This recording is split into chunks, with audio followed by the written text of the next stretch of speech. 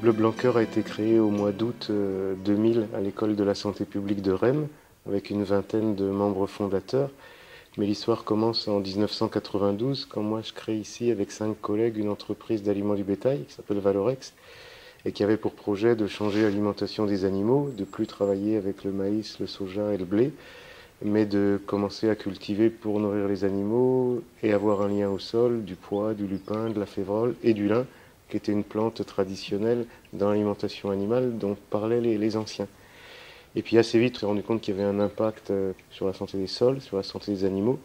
Et puis en 97, on a fait un projet qui s'appelait Valoméga. On avait entendu parler, le lin était riche en oméga 3. On trouvait des pilules d'oméga 3 à la pharmacie. Les anciens disaient le lin c'est bon pour la santé.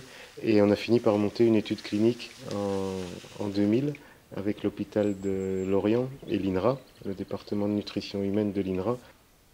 Pendant 3 mois, les gens mangeaient la même quantité d'œufs, de beurre, de viande, etc. Mais les animaux n'étaient pas nourris pareil. Soit ils étaient nourris avec du maïs et du soja, soit ils étaient nourris avec une ration de base plus variée et avec du lin. Et on faisait des prises de sang aux gens. C'était la première fois au monde finalement qu'on mesurait l'impact de ce que mangeaient les animaux sur la santé de l'homme. Et quand on a eu les résultats de cette étude, on s'est parlé avec le médecin et le scientifique de l'INRA. Et ils m'ont convaincu à juste titre que le projet pouvait plus être un projet d'entreprise. Et on a créé donc une association Loi 1901 au mois d'août 2000 à la suite de cette étude clinique.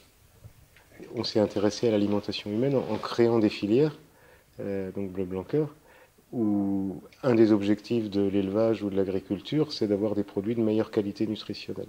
Et aujourd'hui, dans la gamme de produits Bleu Blanc Cœur, il y a tous les produits issus de l'élevage, le beurre, les œufs, etc.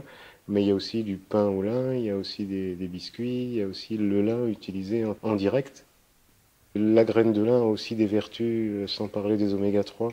Elle a des fibres. Ça a toujours été un aliment de santé, hein, où qu'on aille dans le monde.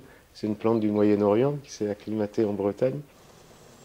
Et le renouveau de la culture de lin, moi, je trouve ça extraordinaire parce que c'est une plante qui a disparu parce qu'elle ne collait pas avec un système agricole où on comptait en tonnes à l'hectare ou en rendement.